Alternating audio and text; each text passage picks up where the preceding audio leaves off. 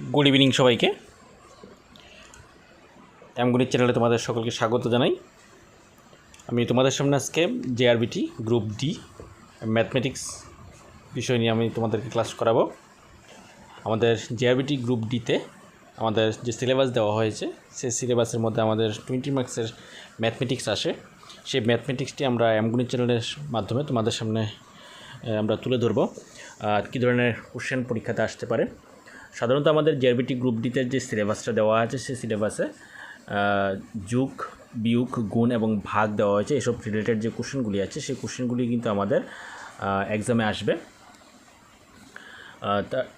তাই আমরা এই ধরনের কিছু কোশ্চেন প্র্যাকটিস করব, কিছু প্র্যাকটিস সেট নিয়ে আমরা প্র্যাকটিস করার চেষ্টা করব। তোমরা ভিডিওটির পাশে থাকবে। আমাদের এমগণিত চ্যানেলটিকে যদি সাবস্ক্রাইব করে না থাকো অবশ্যই সাবস্ক্রাইব করে রাখবে এবং বেশি বেশি লাইক এবং শেয়ার করে দেবে। তো চলো শুরু করতে যাচ্ছি। আজকে আমাদের জেআরবিটি গ্রুপ ডি এর কী ম্যাথমেটিক্স থাকতে পারে কিছু স্যাম্পল আমরা তুলে ধরবো, যেগুলি আমরা যোগের উপর অর্থাৎ এডিশন থেকে আমরা নেওয়া হয়েছে অঙ্কগুলি। আমাদের প্রথমেই এখানে দেওয়া হয়েছে প্রথম কোশ্চেনটি, প্রথম 5টি স্বাভাবিক সংখ্যার যোগফল কত হবে। প্রথম 5টি স্বাভাবিক সংখ্যা প্রথমে আমরা জানতে হবে। তাহলে স্বাভাবিক সংখ্যা কোনগুলিকে বলবো আমরা? আমাদের স্বাভাবিক সংখ্যা বলতে এখানে আমরা যেগুলিকে জানি 1 থেকে শুরু হয় স্বাভাবিক সংখ্যা, 1, 2, 3, 4 ডট এরকমভাবে এগুলিকে আমরা স্বাভাবিক সংখ্যা বলি।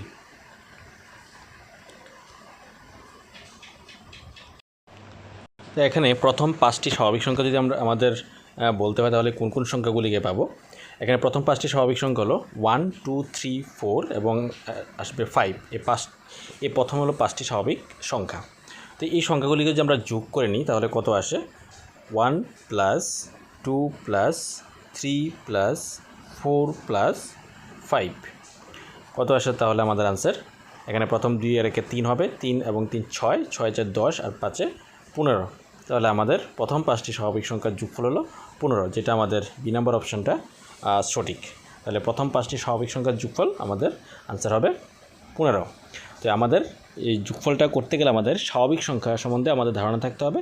স্বাভাবিক সংখ্যা শুরু হয় প্রথম 1 থেকে কন্টিনিউ যত সংখ্যা আমরা পাই সবগুলি স্বাভাবিক সংখ্যা। কিন্তু মনে রাখতে হবে এখানে কিন্তু ভগ্নাংশ দশমিক সংখ্যা কিন্তু আসবে না। নেক্সট আমাদের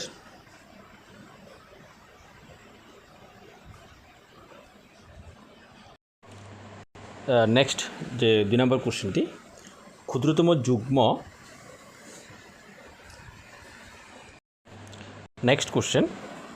ক্ষুদ্রতম যুগ্ম ও অযুগ্ম মৌলিক সংখ্যার যোগফল হলো, এখানে অপশান দেওয়া আছে 5, 3 এবং 2। আমি এখানে 3টি করে অপশান রেখেছি, পরীক্ষাতে কিন্তু তোমাদের 4টি করে অপশান দেওয়া থাকবে। আমি এখানে 3টি করে অপশান রেখেছি। তো এখানে ক্ষুদ্রতম যুগ্ম ও অযুগ্ম মৌলিক সংখ্যার যোগফল কত? তো ক্ষুদ্রতম যুগ্ম এবং অযুগ্ম মৌলিক সংখ্যার যোগফল আমাদের বার করতে গেলে আমাদের কিন্তু মৌলিক সংখ্যা কোনগুলিকে সেগুলি আগে আমাদের চিনতে হবে। তো কোনগুলিকে আমরা মৌলিক সংখ্যা বলবো? তো এখানে আমরা যদি মৌলিক সংখ্যা দেখতে যাই, আমাদের মৌলিক সংখ্যা হলো প্রথম যে মৌলিক সংখ্যাটা হলো সেগুলি হলো 2। এখানে প্রথম মৌলিক সংখ্যাটি হলো 2, তারপরে আসলো 3, তারপরে আসবে 5, তারপরে আসবে 7, তারপরে আসবে 11, তারপরে আসবে 13, তারপরে আসবে 13-এর পরে আসবে 14 মৌলিক সংখ্যা হবে না, 15 মৌলিক সংখ্যা হবে না, 16 হবে না, 17 আসবে মৌলিক সংখ্যা, তারপরে আসবে 19। এরকমভাবে কিন্তু চলতে থাকবে মৌলিক সংখ্যাগুলি। তো এগুলিকে আমরা কীভাবে বুঝলাম যে এগুলি মৌলিক সংখ্যা? এখানে যে সংখ্যাগুলি লেখা আছে প্রত্যেকটিকে যদি আমরা ভালো করে লক্ষ্য করি দেখা যাবে যে প্রত্যেকটি সংখ্যাকে 1 দিয়ে ভাগ করা যায় এবং যে সংখ্যাটাকে বলবো সেই সংখ্যাটা নিজেই ভাগ যায়। যেমন 2কে 2 দিয়ে ভাগ যায় এবং 1 দিয়ে ভাগ যায়, 3কে 3 দিয়ে ভাগ যায় এবং 1 দিয়ে ভাগ যায়, 5কে 5 দিয়ে ভাগ যায় এবং 3 দিয়ে ভাগ যায়, 7কে 1 দিয়ে ভাগ যায় এবং 7 দিয়ে ভাগ যায়। আরও অন্য কোনো সংখ্যা দিয়ে কিন্তু এগুলিকে ভাগ যায় না, তাই এগুলি আমরা বলবো মৌলিক সংখ্যা। তো এখানে বলা হয়েছে ক্ষুদ্রতম যুগ্ম এবং অযুগ্ম মৌলিক সংখ্যা। এর মধ্যে আমরা দেখতে পাচ্ছি যুগ্ম মৌলিক সংখ্যা একমাত্র 2ই আছে যুগ্ম মৌলিক সংখ্যা। যে এটা ভালো করে পয়েন্ট করবে, একমাত্র যুগ্ম মৌলিক সংখ্যা কিন্তু 2 আছে, বাকি সবগুলি কিন্তু অযুগ্ম মৌলিক সংখ্যা। তাহলে প্রথম বলে যে ক্ষুদ্রতম যুগ্ম হলো 2 এবং অযুগ্ম মৌলিক সংখ্যা হলো 3, সবচেয়ে ছোটো বলেছে তো তাই।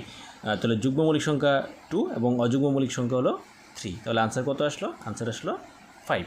তাহলে ক্ষুদ্রতম যুগ্ম এবং অযুগ্ম মৌলিক সংখ্যার যোগফল হলো 5, যেটা আমাদের অপশান নাম্বার এ হলো সঠিক আনসার। আশা করি তোমাদের অঙ্কগুলি বুঝতে পারছো। যদি কোনো বুঝতে সমস্যা তাহলে অবশ্যই কমেন্টে জানাবে। আমরা পরবর্তীতে আরও এরকম প্র্যাকটিস সেট নিয়ে আসবো জিআরবিটি গ্রুপ ডি এর জন্য। পাশাপাশি তোমরা আমাদের এমগণিত চ্যানেলে জিকে এবং রিজনিং ক্লাসগুলি তোমরা পেয়ে যাবে। তার জন্য চ্যানেলটিকে অবশ্যই সাবস্ক্রাইব করে রাখতে হবে এবং পাশে বেল আইকনটি অন করে রাখবে। পরবর্তী ভিডিও পাওয়ার সাথে সাথে তোমাদের কাছে যেন নোটিফিকেশান চলে যায়, তাই বেল আইকনটি অন করে রাখবে। নেক্সট আমরা পরবর্তী কোশ্চেনটা আমরা সলিউশন করব। এখানে 3 নম্বর কোশ্চেনটি দেওয়া হয়েছে প্রথম 5টি সমগ্র সংখ্যার যোগফল। প্রথম 5টি সমগ্র সংখ্যা হলে তাহলে সমগ্র সংখ্যা আমাদের জানতে হবে। এখানে আমাদের সমগ্র সংখ্যা হলো প্রথম 5টি সমগ্র সংখ্যা শুরু হয় প্রথমেই 0 থেকে। আমি এখানে অপশান রাখিনি এটার মধ্যে। সমগ্র সংখ্যা প্রথম শুরু হয় 0 থেকে, তারপরে 1, তারপরে 2, তারপরে 3, তারপরে 4, তারপরে 5, এরকমভাবে চলতে থাকবে। তাহলে সবচেয়ে প্রথম শুরু হয় কিন্তু 0 থেকে। তাহলে প্রথম 5টি সমগ্র সংখ্যার কথা যদি এখানে বলি, তাহলে প্রথম 5টি সমগ্র সংখ্যা কত আসে? 0, 1, 2, 3 এবং 4 পর্যন্ত আসবে প্রথম 5টি সমগ্র সংখ্যা। তাহলে এই সংখ্যাগুলি আমরা যোগ করব।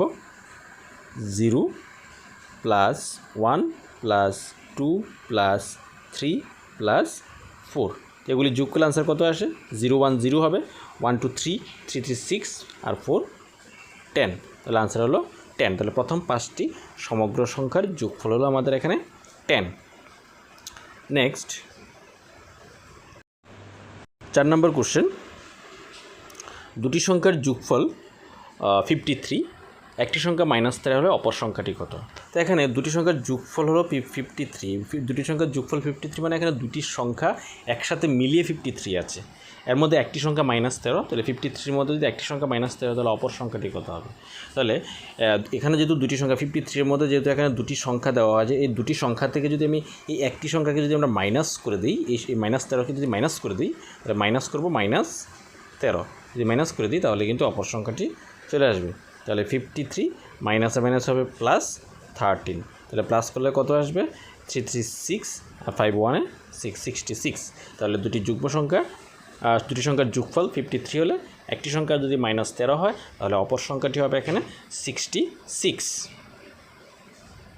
তারপরে আমাদের 5 নম্বর কোশ্চেন, এখানে তোমরা 5 + 5 + 5 ... +20 সংখ্যক এখানে 5 দেওয়া হয়েছে। তো এখানে আমরা যদি 5কে যদি 20 বার যোগ করতে চাই, অনেকটা সময় প্রয়োজন, যেটা আমাদের পরীক্ষার মধ্যে এত সময় পাবো না। তার জন্য আমরা কী করে অঙ্কটা করব সেটা তোমাদের কাছে শেখাবো। এখানে আমরা ছোটো ক্লাসে যখন আমরা নামতা শিখেছিলাম তখন আমরা জানতে পেরেছি যে 3 + 3 + 3 + 3 এরকম যদি 4 বার 3 প্লাস থাকে তাহলে আমরা এটা লিখতে পারি 3 × 4 = 12। একই রকমভাবে এখানে 5 যেহেতু 20 বার দেওয়া হয়েছে তাহলে আমরা লিখতে পারি এখানে 5 × 20। 5 × 20 মানে হলো এখানে 100। তাহলে এখানে আমরা এই প্রসেসের মাধ্যমে আমরা অঙ্কটা সলিউশন করব, কারণ এই প্রসেসে আমরা করলে অঙ্কটা করলে আমরা অনেকটা সময় কম লাগবে। তাই এখানে 5 + 5 + 20 সংখ্যক মানে 5 × 20 = 100। তো আজকে আমরা 5টি কোশ্চেন সলিউশন করেছি, স্যাম্পল কোশ্চেন। তোমরা এই ধরনের কোশ্চেন কিন্তু পরীক্ষাতে আসে, তোমরা প্রিভিয়াস ইয়ার কোশ্চেন দেখে নিলে বুঝতে পারবে যে কী ধরনের কোশ্চেন এসেছে। আমরা সেই কোশ্চেন অনুসারে কিন্তু এই কোশ্চেনটি আমরা তোমাদের জন্য রেখেছি যাতে তোমাদের বুঝতে সুবিধা হয়, এবং কী ধরনের কোশ্চেন আসবে জিআরবিতে আসতে পারে গ্রুপ ডিতে সেটাও তোমাদের একটা ধারণা পেয়ে যাবে। তার জন্য আমরা পরবর্তী সময় আরও অনেক প্র্যাকটিস সেট নিয়ে আসবো। যদি তোমাদের চ্যানেলটিকে সাবস্ক্রাইব করে না থাকে অবশ্যই চ্যানেলটিকে সাবস্ক্রাইব করে পাশে থাকবে, এবং পরবর্তীতে আমরা বিভিন্ন জিআরবিটি জিকে, জেনারেল নলেজ এবং রিজনিং পার্টগুলি থেকে আমরা কিন্তু ভিডিও তোমাদের জন্য নিয়ে আসবো। আমরা অলরেডি আমাদের জিআরবিটি ত্রিপুরা জিকের উপর একটি ভিডিও দেওয়া হয়েছে, তোমরা আমাদের এমগণিত চ্যানেলে প্লেলিস্টে জিআরবিটি যে প্লেলিস্টটি দেওয়া আছে সেই প্লেলিস্টটিকে তোমরা দেখতে পারবে। তারপরে আমরা পরবর্তীতে রিজনিং ক্লাসটি নিয়ে আসবো এবং প্রিভিয়াস ইয়ারের যে কোশ্চেনটি দেওয়া হয়েছে ম্যাথমেটিক্সের, সেই প্রিভিয়াস ইয়ার ম্যাথমেটিক্স 2021 যে জিআরবিটি এক্সাম হয়েছিল সেই এক্সামের ম্যাথমেটিক্স কোশ্চেনটিও কিন্তু আমাদের সলিউশন করে দেওয়া আছে, তোমরা সেটা দেখে নেবে। তো ভিডিওগুলি কেমন লাগে তোমরা অবশ্যই কমেন্টে জানাবে। ভালো লাগলে বিশেষ করে লাইক এবং শেয়ার করে দেবে এবং সাবস্ক্রাইব করে পাশে থাকবে। Thank you.